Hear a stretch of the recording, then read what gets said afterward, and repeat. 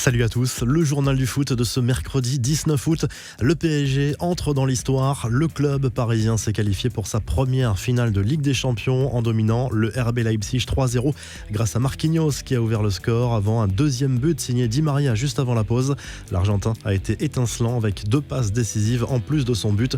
Bernat a corsé l'addition en seconde période. Neymar, auteur d'une talonnade sublime en déviation sur le but de Di Maria, a encore été très bon. Après le match, le Brésilien a posté un message émouvant sur Instagram dans lequel il est revenu sur ses douloureuses blessures du passé qui lui ont permis de grandir et d'être là aujourd'hui. On est entré dans l'histoire aujourd'hui, mais on ne veut pas s'arrêter là, on en veut plus. Paris en fait, a écrit la star du PSG. Le joueur s'est permis aussi de chambrer le RB Leipzig, détenu par la firme de boissons énergisantes Red Bull. Neymar a posté dans la foulée une photo de lui avec un verre de la marque, un chambrage surprenant lorsqu'on sait qu'il s'agit également de l'un de ses sponsors. L'info qui fait trembler tous les fans du PSG nous vient d'Angleterre où le Sun affirme que le joueur pourrait être privé de finale pour avoir échangé son maillot avec un adversaire au coup de sifflet final. C'est interdit par le règlement sanitaire de l'UEFA pour éviter les risques de propagation du coronavirus. Cela ouvre la voie à une éventuelle sanction selon le tabloïd britannique. Plus réjouissant, la fête a été belle pour les joueurs dans le vestiaire au coup de sifflet final.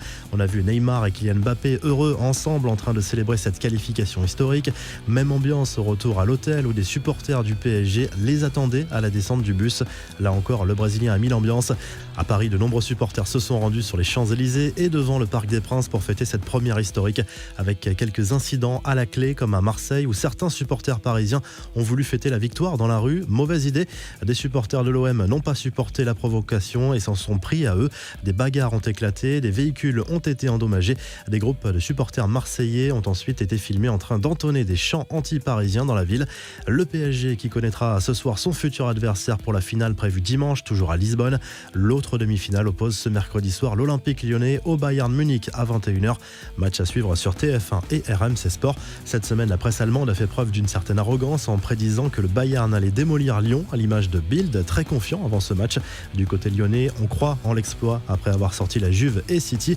Des banderoles ont été déployées dans la ville pour soutenir les joueurs à distance. Les infos et rumeurs du mercato, les confidences de Josep Bartomeu, le président du Barça, a confirmé l'arrivée imminente de Ronald Koeman au poste d'entraîneur.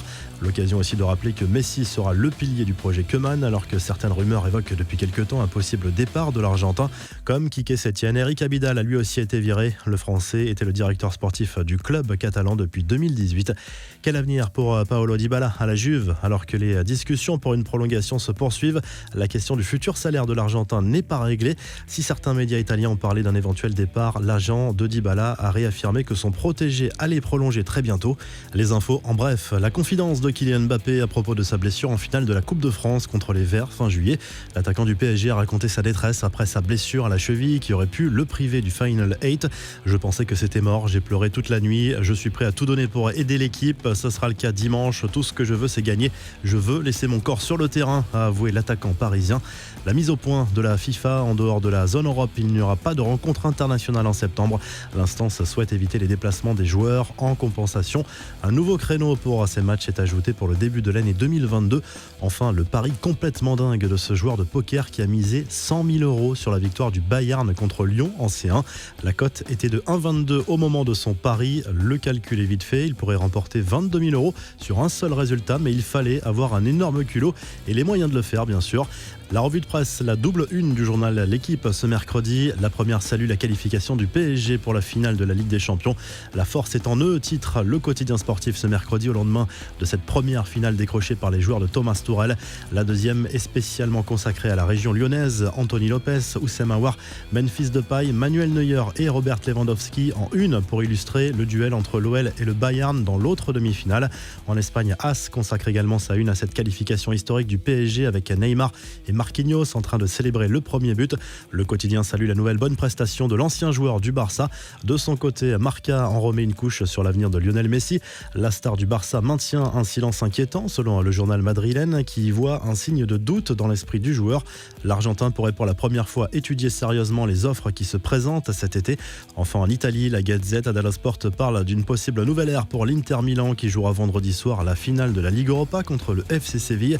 L'occasion rêvée d'ajouter un titre européen pour pour les Nerazzurri qui viseront ensuite la reconquête du Scudetto en Italie la saison prochaine.